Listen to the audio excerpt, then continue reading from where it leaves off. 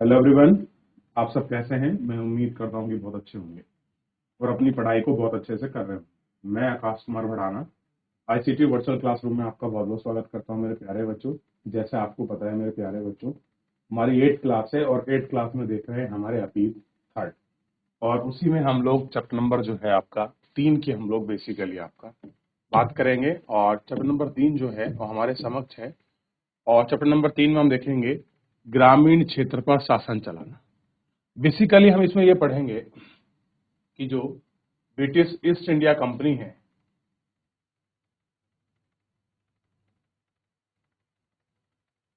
जो British east India company है उसने कैसे ग्रामीण क्षेत्रों में अपना शासन चलाया है, कैसे उसने अपना ग्रामीण क्षेत्रों में शासन चलाया है, उस संबंधी हम सारी चीजों को एक एक करके गौर करके पढ़ेंगे। सबसे पहले ये इमेज आपके सामने है, आप इसको गौर करके देखिए। ये कह रहे हैं 1765 में रॉबर्ट क्लाइव मुगल बादशाह से बिहार और उड़ीसा की दीवानी ग्रहण करते। देखिए, दो चीज थी आपको पता होना चाहिए। सबसे पहले आप मुझे ये बताएंगे दो युद्ध हुए थे, एक बक्सर का और एक प्लासी का युद्ध। तो आपको कंफर्म होना चाहिए कि कौन से युद्ध के तहत रॉबर्ट क्लाइव ने बंगाल और बिहार के उड़ीसा यानी कि बिहार और उड़ीसा की दीवानी को प्राप्त किया। क्या था? दीवानी को प्राप्त किया था। देखिए, दो चीज थी, एक था दीवान, एक था सूबेदार। दीवान का जो काम था सूबे में, वो क्या था? राजस्व को इकट्ठा करना। राजस्व का मतलब जो कर है उस कर को एकत्रित करना। ये किसका काम था? टैक्स कलेक्शन का काम किसका था? बेसिकली दीवान का। सूबेदार का काम था शासन, प्रशासन को चलाना। और अकबर के समय से ही ऐसी व्यवस्था बनाई गई थी कि ये दोनों पावर किसी एक व्यक्ति के हाथ में ना हो। ये कैसा हो? ये अलग व्यक्ति के हाथ में रहे और ये अलग व्यक्ति के, यानी दोनों लोगों के सेपरेट पावर अलग अलग लोगों के हाथ में इसमें रहे।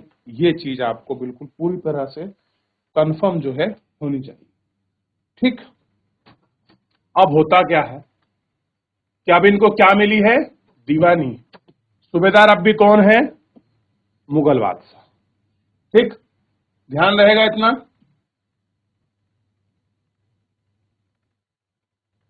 अब क्या कह रहे हैं कि दीवान कंपनी दीवान बन गई। अब कंपनी क्या बन गई है आपकी? दीवान। अब दीवान का मतलब पुलिस वाला दीवान नहीं होता बच्चों। दीवान का मतलब राजस्व सखी, यानी कि जो राजस्व को इकट्ठा करेगी, एकत्रित करेगी, उसको बोलते हैं दीवान। कह रहे 12 अगस्त 1765 को मुगल बादशाह ने ईस्ट इंडिया कंपनी को बंगाल का दीवान तैनात किया। किसने किया? मुगल बादशाह ने। किसको? बंगाल का दीवान, ईस्ट इंडिया कंपनी को। यह आपको कंफर्म होना चाहिए। कब दिया? 12 अगस्त 1765। यह बात की पूरी संभावना है कि यह घटना मुट्ठी भर अंग्रेजों और हिंदुस्तानियों की मौजूदगी में रॉबर्ट क्लाइव के टाबू की घाटी में घटी। यानी कि रॉबर्ट क्लाइव की पूरी सारी घटना उसके सामने की है। लेकिन ऊपर दिए गए चित्र में इस घटना को एक भव्य समारोह के रूप में दिखाया गया। कैसे दिखाया गया है? भव्य समारोह। अब देखिए, अगर आपको कहीं का राजस्व क्षेत्र मिल रहा है तो एक के लिए बड़ी खुशी की बात है, उसके लिए भयभत्ता हो सकती है। अब आप सोच के देखेंगे, कंपनी को तो राजस्व मिल रहा है तो उनके लिए भयभत्ता है, खुशी का मौका है। लेकिन मुगल बादशाह, अवध के नवाब, ठीक, और बंगाल के नवाब के लिए तो बड़ी आपकी शर्मिंदगी की बात है। लेकिन मेरा एक क्वेश्चन आपसे है कि ये सारे क्षेत्र तो, चाहे बंगाल और उड़ीसा और बिहार, आपका बेसिकली बंगाल के नवाब के अधीन था। लेकिन ये दीवानी किससे ले रहे हैं? मुगल बादशाह से। ऐसा क्यों? क्योंकि आपको पता है मुगल बादशाह भारत का क्या था, सांकेतिक रूप में बादशाह के रूप में चलता। अगर मुगल बादशाह उसको ऑथराइज कर देगा, कहीं ना कहीं बंगाल के जो सुल्तान थे अपने आप को लिंक किससे करते थे, दिल्ली आपका सल्तनत से। ठीक, तो इसीलिए वो कहां से ले रहे हैं अपने कर व्यवस्था को, राजस्व को वसूलने की परमिशन आपका मुगल बादशाह। यह चित्र उस चित्र ने बनाया है जिसे रॉबर्ट क्लाइव ने अपने जीवन की यादगार घटनाओं को वहां करने का जिम्मा सौंपा था, और यह भी घटना उसी में ही है। रॉबर्ट क्लाइव ने एक आपका चित्रकार रखा था कि मेरे जीवन की जो भी आपकी महत्वपूर्ण मेमोरेबल घटनाएं होंगी आप उनको चित्रित करेंगे, और ये जिम्मा भी उसको सौंप रखा था। बंगाल की दीवानी हाथ में आ जाने के लिए अंग्रेज निश्चित ही एक बड़ी घटना थी। दीवान के तौर पर कंपनी अपने नियंत्रण वाले भूभाग के आर्थिक मामलों की मुख्य शासक बन गई। अब उसे अपनी जमीन का शासन चलाने, आमदनी को व्यवस्थित करने का रास्ता मिल गया। अब कैसे वो अपना शासन चलाए, उसके लिए जमीन है। भाई शासन कहाँ चलाया, किसी लैंड पर लोग रहते होंगे। अब वहां कहा क्या मिल गया उसको, वो सारी चीज मिल गई जो शासन चलाने के लिए वो आपका जरूरी होती थी। और आमदनी यानी कि उसके राजस्व का पैसा कहां से आएगा, इसकी भी व्यवस्था कर दी। इस प्लासी के युद्ध ने उसको सारे रास्ते। इसके बाद उसे एक ऐसा रास्ता ढूंढना था जिससे कंपनी का बढ़ते खर्चों को पूरा करने के लिए काफी आमदनी जुटा जा सके। व्यापारिक कंपनी के नाते वह ख्याल रखना था कि वह अपनी जरूरतों की चीजें खरीद बेच रहे हैं, और प्राइमरी क्या था कि जिन चीजों की उनको आपका जरूरत थी उनको ही वो आपका खरीदे और बेचे। समय के साथ कंपनी को यह भी सोचने में आया कि उसे सावधानी से आगे बढ़ना होगा। बाहरी ताकतों की बजाय उसे उन लोगों को शांत रखना होगा जो गांव देहात में पहले शासन चला चुके हैं। अब उसे क्या खतरा था कि जो लोग पहले शासन चला चुके हैं, जो इन मुगल बादशाहों के बाप के नवाबों के अधीन रहे हैं, उनको कैसे शांत रखा जाए, ये बड़ी समस्या थी। क्योंकि कंपनी कहाँ राज करेगी, आपके कलकत्ता वाले क्षेत्र में, शहरी क्षेत्र में, जो कालीकत, गोविंदपुर आपका। ठीक, लेकिन अब गांव में जो आपका जमींदार है, जो आपका मुखिया है, जो बना रखा है, उसको कैसे मेंटेन करा जाए, ये भी क्या था इनके सामने आपका एक प्रश्न था। काफी ताकत और सम्मान था, और कह रहे हैं कि जो लोग वहां पहले शासन चला रहे थे उनके पास आज भी पावर थी और लोग उनका सम्मान करते थे। जैसे लोगों को स्थानीय सत्ता में रह चुके थे उन्हें नियंत्रित करना तो जरूरी था ही, उन्हें खत्म नहीं किया जा सकता था। कंपनी ये जानती थी कि जिन लोगों ने पहले शासन चलाया है उनको नियंत्रण करना पड़ेगा, और सबसे बड़ी बात है हम उनको खत्म नहीं कर सकते। अगर हमने खत्म किया तो दिक्कत हो जाएगी, हमारे सामने विरोध का हमको कैड़ा सामना करना पड़ेगा। यही कारण था कि कंपनी इसमें बड़ा बहुत गहरे विचार के रूप में आपका सोच रही है। ठीक, यह काम कैसे हो, इस अध्याय को हम देखेंगे। कंपनी ने ग्रामीण इलाकों को उपनिवेश कैसे बनाया। अब बात करेंगे जो हमारी कंपनी है उसने ग्रामीण क्षेत्र में उपनिवेश कॉलोनिज्म कैसे बनाया, आय के संसाधन कैसे जुटाए, यानी कि पैसा उन्होंने कहां से इकट्ठा किया गांव से, लोगों के अधिकार जो लोगों के राइट्स थे किस तरह आपके तय किए, और मनमाफिक फसलों की खेती कैसे कराई। तो यानी कि 1, 2, 3, 4, तो हम बेसिकली इन 4 पॉइंट पर हम लोग बात करेंगे। याद रहेगा, तो इन्हें गौर करके देखिए चारों पॉइंटों, फिर हम इसमें आगे बढ़े।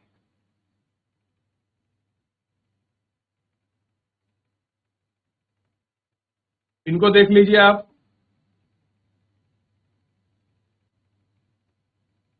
चलिए थोड़ा सा ऊपर वाले में अगर कोई डाउट है, ये वाला जो हमने आपका पैराग्राफ पढ़ा है कि दीवान बन गई कंपनी, इसमें है तो पूछिए। कंपनी की आमदनी, क्या बात कर रहे हैं कि कंपनी की जो आमदनी है वो बेसिकली क्या थी।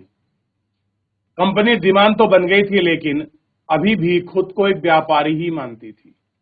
कंपनी भारी भरकम लगान तो चाहती थी, लेकिन उसे आकलन और वसूली की नियमित व्यवस्था करने में हिचकिचा रही थी।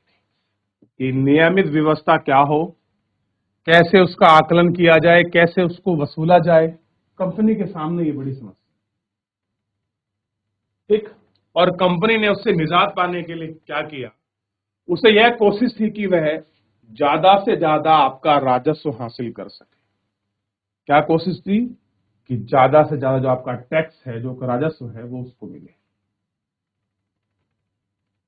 और कम से कम कीमत पर बढ़िया सूत और रेशमी कपड़े खरीद सके। यानी कि टैक्स भी अच्छा मिले और क्या हो सके, कम से कम दाम पर वो आपका सूती चीजों को खरीद सके।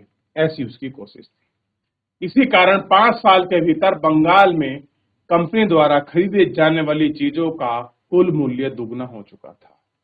आप कह रही, जिन चीजों को वो आपका कंपनी खरीदती थी, उनका जो प्राइस था वो आपका 2 टाइम्स हो गया, यानी कि डबल हो गया था। जस्ट 1765 से पहले कंपनी ब्रिटेन से सोने और चांदी का आयात करती थी। क्या था? 1765 से पहले क्या था? कंपनी आपका सोने और चांदी का आयात करती थी और इसी सोने चांदी से भारत में व्यापार होता था। क्या होता था? व्यापार। इन चीजों के बदले सामान खरीदती थी। अब बंगाल में इकट्ठा होने वाले पैसे से ही निर्यात की चीजें खरीदी जा सकती थीं। आप कह रहे, जो आपका बंगाल में इन्होंने पैसा इकट्ठा किया था, जो टैक्स के रूप में आ रहा था, उस पैसे से ये क्या कर रहे थे? वस्तु खरीद रहे थे। यानी कि अब उन्हें लंदन से या ब्रिटेन से कोई भी सोना चांदी, किसी तरह की वस्तु लाने की कोई आवश्यकता आपकी नहीं थी, क्योंकि वो सब क्या था? भारत में ही उनको मिल रहा था। ठीक। देखिए,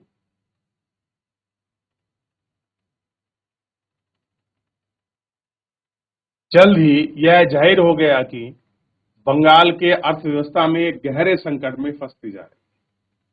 क्या हो गया? जल्दी यह जाहिर हो गया कि बंगाल की अर्थव्यवस्था एक गहरे संकट में फंसती जा रही। कारीगर गांव छोड़कर भाग रहे थे, क्योंकि उन्हें बहुत कम कीमत पर अपनी चीजें कंपनी को जबरन बेचनी पड़ रही। क्या हो रहा था? जो भी चीज वो आपको बना रहे थे, कंपनी को क्या करना पड़ रहा था? जबरन उनको बेचना पड़ रहा था। अब जब आप किसी चीजों को आप जबरन बेचोगे और उसकी कीमत नहीं मिलेगी, तो ऑब्वियस बात है कि लोग वहां से मूव करेंगे। किसान अपना लगान नहीं चुका पा रहे थे, कारीगरों का उत्पादन गिर रहा था, खेती चौपट होने की दिशा में बढ़ी। अब क्या होता? खेती आपका चौपट होने लगी। 1770 में पड़े अकाल में बंगाल में 1 करोड़ लोगों की मौत कर दी। कह रहे, बंगाल में एक अकाल पड़ता है और वो अकाल इतना बड़ा था कि 1700 आपके 70 में अकाल पड़ा, और इससे बड़ा अकाल की घटना हमने नहीं सुनी। इसमें लगभग 1 करोड़ लोगों की मौत बंगाल में इस अकाल ने कर दी। किसने? 1770 का जो अकाल था। ठीक, मौत की नींद सुला दी। इस अकाल का 1/3 भाग समाप्त हो गया। और कह रहे, इस अकाल में क्या होया? आबादी का 1/3 भाग क्या हो गया? समाप्त हो गया। यानी कि ऐसे मान लीजिए, 120 का अगर आप 1/3 करेंगे तो 40 लोग यहां से समाप्त हो गए। यानी कि अगर बंगाल में कुल मिलाकर 120 लोग हैं, तो 40 लोग कहां चले गए? इस 1 करोड़ का जो बंगाल में जो अकाल पड़ा है, 40 लोग उसमें मर गए। यानी कि बंगाल की 1/3 पॉपुलेशन क्या हो गई? इसमें आपका पूरी तरह से आपका खत्म हो गई। अब सोच के देखिए, ये मंजर कैसा रहा होगा, कितनी बुरी स्थिति को लोगों ने बड़े करीब से देखा होगा। इसको देखिए, तुम्हारे सामने स्पष्ट रूप में दिखाई। ये देखिए, इमेज देख लिया आपने, थोड़ा पढ़ते हैं इसके विषय में। बंगाल में स्थित मुर्शिदाबाद का एक साप्ताहिक हाट ग्रामीण किसानों के और कारीगर अपनी चीज बेचने के लिए, जरूरतों की चीजें और खरीदने के लिए निर्यात रूप में बाजार आते थे। आर्थिक संकट के समय इन बाजारों पर बड़ा असर पड़ा। अब जो लोग कुछ अपनी चीजों को बनाते थे उनको यहाँ बेचते थे, कुछ लोग उनको आपका खरीदते थे। यानी बेसिकली साप्ताहिक रूप से मुर्शिदाबाद में लगने वाला बाजार की एक इमेज सामने है और ये हमको बहुत अच्छे से आपका देखना है कि मुर्शिदाबाद में बाजार किस तरह से। ठीक, अब देखिए ये तो वहां की कंडीशन थी। अब हमने इसके बाद क्या होता है कि आप सबसे पहले एक गवर्नर जनरल के बारे में पढ़े हैं, रॉबर्ट क्लाइव, और रॉबर्ट क्लाइव के बाद दूसरा गवर्नर जनरल क्या, अब कौन आ रहे हैं उसके बाद? रॉबर्ट क्लाइव के बाद आएंगे आपका चार्ल्स कॉर्नवालिस। अब आपको इसलिए पढ़ना, इन्हें ध्यान रखना जरूरी है क्योंकि बंगाल के अंतर्गत कृषि में एक बहुत बड़ा परिवर्तन होने वाला है। उस परिवर्तन को हमको समझना है, जिसको कहते हैं स्थायी बंदोबस्त व्यवस्था, इसी को जमींदारी व्यवस्था, आपका परमानेंट सेटलमेंट, सूर्यास्त का उदय सिद्धांत, ये सारी चीजें क्या है इसी समय लागू हुई। और स्थायी बंदोबस्त को ही आपका जमींदारी व्यवस्था का नाम दिया जाता है। यानी कि स्थायी बंदोबस्त व्यवस्था कह लीजिए, जमींदारी व्यवस्था कह लीजिए, सूर्यास्त का सिद्धांत कह लीजिए, ये सब किससे संबंधित है? आपका स्थायी बंदोबस्त व्यवस्था से। और कौन लेके आ रहा है? Lord Cornwallis. और लॉर्ड कॉर्नवालिस कौन है इस समय? बंगाल का गवर्नर जनरल है। ठीक, आइए, और इसी को ये कहते हैं आपका एग्रीकल्चर रिफॉर्म। अगर आप लोग पढ़ोगे इनकी दृष्टि में क्या था कि हम लोग कृषि में सुधार कर रहे हैं, लेकिन सुधार नहीं कर रहे हैं, ये बेसिकली अपना प्रॉफिट कमाने के लिए मेजरमेंट कर रहे हैं। खेती में सुधार की जरूरत। अगर अर्थव्यवस्था संकट में थी तो कंपनी अपनी राजस्व आय के बारे में आश्वस्त रह सकती थी। कंपनी के ज्यादातर अफसरों को यह लगने लगा कि जमीन में निवेश करना और खेती में सुधार लाना जरूरी है। क्या करें? जमीन में निवेश करना और खेती में सुधार लाना। अब यहां तक पढ़ के तो बड़ा अच्छा लगता है, ये लोग बड़ा निवेश कर रहे होंगे, खेती में सुधार कर रहे होंगे। अगर आज के समय में आप लोग खेती में आपके निवेश की बात करें तो आज के समय में एग्रीकल्चर में आपके इन्वेस्टमेंट का मतलब क्या है? जैसे कि खाद, बीज, यांत्रिक कुछ ऐसे ट्रैक्टर वगैरह, हल, इन सब में आपका किसानों की मदद करना, उसमें पैसे के लिए आपका ऋण प्रोवाइड करना, क्लियर है, मिट्टी की गुणवत्ता की जांच परख करना, ठीक, खाद बीज उपलब्ध कराना, ये आज के समय में निवेश है। लेकिन उस समय ऐसा कुछ भी निवेश नहीं था। देखिए ये किस तरह से कर रहे थे, यह काम किस तरह से किया जा सकता था, इस सवाल के 2 दशक तक बहस चली। यानी कि कैसे हम लोग जमीन से कर वसूलें, कैसे राजस्व चले, इसमें 2 दशक तक, 2 दशक का मतलब होता है 20 वर्ष तक इसमें क्या रही, इनकी बहस रही कि इस तरह से करते हैं, ऐसे इंप्लीमेंट करते हैं, ये करके देखते हैं। आखिरकार 1793 में स्थायी बंदोबस्त व्यवस्था लागू किया गया। इस बंदोबस्त की शर्त के हिसाब से राजा और तालुकादारों को जमींदार के रूप में मान्यता दी गई। अब देखिए इसमें क्या हुआ, कंपनी ये जानती थी कि अगर हम सीधा जनता से टैक्स वसूलेंगे तो जनता हमारा विरोध करेगी। विरोध क्यों करेगी? ना तो हमारे देश के हैं, ना हमारे राजा हैं, ना कुछ हैं, तो हम इन्हें टैक्स क्यों दें? और टैक्स हमें दे नहीं पाएगी और इतनी बड़ी फौज लेकर हम एक एक गांव से टैक्स कलेक्शन नहीं कर सकते। ठीक, हमको एक ऐसा वर्ग चाहिए, हमको ऐसा लोग चाहिए कि हम लोग जनता से टैक्स भी के पास जाना भी ना पड़े और हमें भरपूर मात्रा में टैक्स आता रहे और हम जनता का विरोध भी ना झेले। तो उन्होंने ऐसा ही एक बाप की व्यवस्था बनाई जिसको हम कहते हैं स्थायी बंदोबस्त व्यवस्था, यानी कि जमींदारी व्यवस्था। क्या था इस जमींदारी व्यवस्था के अंतर्गत? मान लीजिए 10 गांव है, 20 गांव है, 50 गांव है, 100 गांव है, या तालुका मतलब 10-5 गांव का मिला क्षेत्र को तालुका भी हम आपका बोल सकते हैं। ठीक, अब मान लीजिए 20, 30, 50 गांव की जिम्मेदारी एक किसी व्यक्ति को सौंप दी, क्योंकि राजस्व का हेड कौन हो गई है? आपकी कंपनी। कहां पर? बिहार और उड़ीसा में। किसके बाद? जो प्लासी का युद्ध हुआ है उसके बाद दीवानी यानी कि राजस्व यानी कर वसूलने की जिम्मेदारी किस पे चली गई है? कंपनी के पास चली गई और उसको मुगल बादशाह ने उसको क्या कर दिया है? हैंड ओवर कर दिया। अब इन्होंने 100 गांव 50 गांव की लैंड का मालिक, जमीन का मालिक किसे बना दिया? एक व्यक्ति को, और उस व्यक्ति का नाम है जमींदार। और जमींदार से ये कहा कि इस क्षेत्र में जितना भी टैक्स होगा, जो कर है, उसको आप वसूलेंगे और इसका 1/10 भाग यानी कि फसल जितनी पैदा हुई है उसका 1/10 भाग आप किसे देंगे? कंपनी को देंगे, यानी कि ब्रिटिश सरकार को जाए 1/10। और इसका 1/11 भाग अपने पास रखेंगे, क्योंकि आप कर वसूल रहे हैं, आप कंपनी की मदद कर रहे हैं, तो उस सेवा के बदले आपको 1/11 भाग रखने का अधिकार है। सिंपल ऐसे मान लीजिए आपके खेत में 100 किलो गेहूं हुए, 10 किलो गेहूं आपको किसको देने पड़ेंगे? कंपनी को टैक्स के रूप में देने पड़ेंगे। ठीक, ये आपको ध्यान रखना है। अब क्या हुआ? उनके सामने एक उनको बड़ा रिस्पॉन्सिबल वर्ग मिल गया जो टाइम पे लगान वसूलेगा, ठीक, और टाइम पे तुम्हारे खाते में जमा कराएगा और तुम्हें जनता के पास जाना नहीं पड़ेगा, जनता का विरोध तुम्हें झेलना नहीं पड़ेगा और तुम्हारी इनकम कंटिन्यू आपका आती रहेगी। ठीक, बेसिकली ये व्यवस्था कहां लागू हो रही है? आपके उड़ीसा और आपके बिहार और कुछ हिस्से में आपका जो आपका वर्तमान है यूपी, इस साइड में भी होगी। आगे जब मैं आपको पढ़ाऊंगा तो मैं आपको एक मैप भी दिखा दूंगा कि केवल यही व्यवस्था नहीं है, महालवाड़ी व्यवस्था भी आएगी, रैयतवाड़ी व्यवस्था भी आएगी। ठीक, तो आपको स्थायी बंदोबस्त या जमींदारी व्यवस्था को समझना। उन्होंने किसानों से लगान वसूलने और कंपनी को राजस्व चुकाने का जिम्मा सौंपा। उनकी ओर से चुकाई जाने वाली राशि स्थायी रूप से तय कर दी गई और साथ में यह भी तय कर दिया गया, कैसी रखी राशि?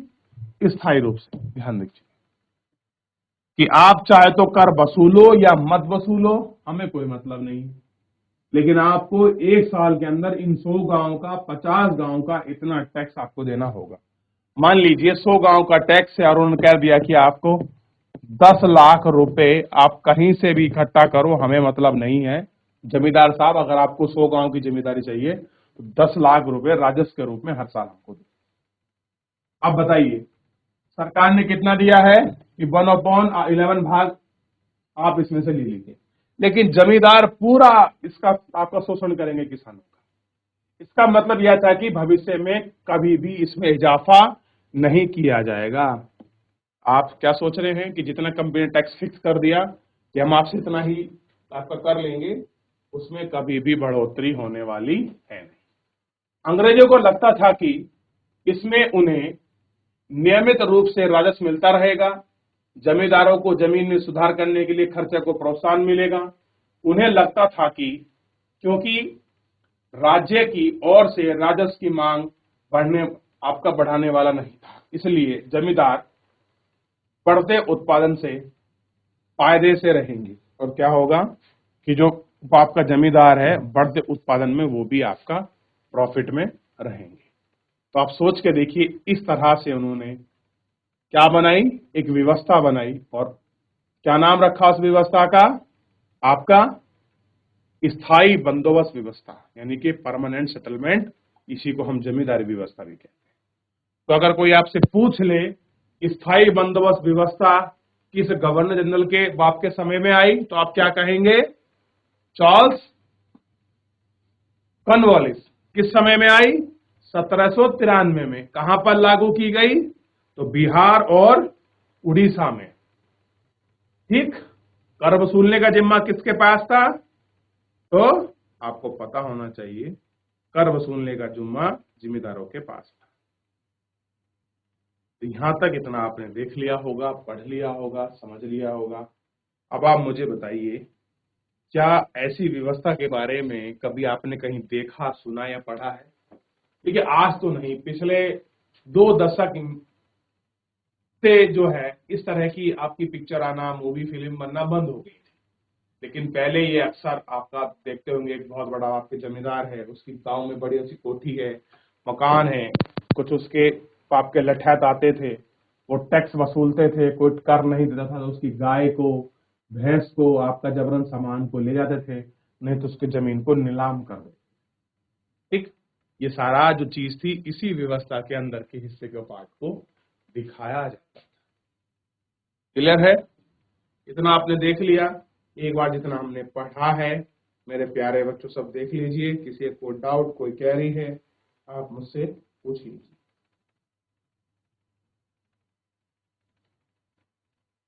तो मेरे प्यारे बच्चों, आपने आज इसको गौर करके देखा, इन सारी चीजों को, जो आपकी व्यवस्था थी इसको पढ़ा। समस्या के विषय में हम लोग नेक्स्ट लेक्चर में देखेंगे कि आखिर में व्यवस्था बनी है तो कुछ तो प्रॉब्लम को तो सिस्टमेटिक आपकी चीजें क्रिएट हो रही होंगी जिनके विषय में हम लोग पढ़ेंगे। ठीक, चलिए, तो एक बार थोड़ा सा कहीं भी कुछ आपको जानकारी मिलती है इसके विषय में, आप गौर करके एक बार जरूर पढ़िए और गौर करके जरूर देखिए। तो मेरे प्यारे बच्चों, फिलहाल आज के इस लेक्चर में इतना ही, मिलते हैं नेक्स्ट लेक्चर में। धन्यवाद।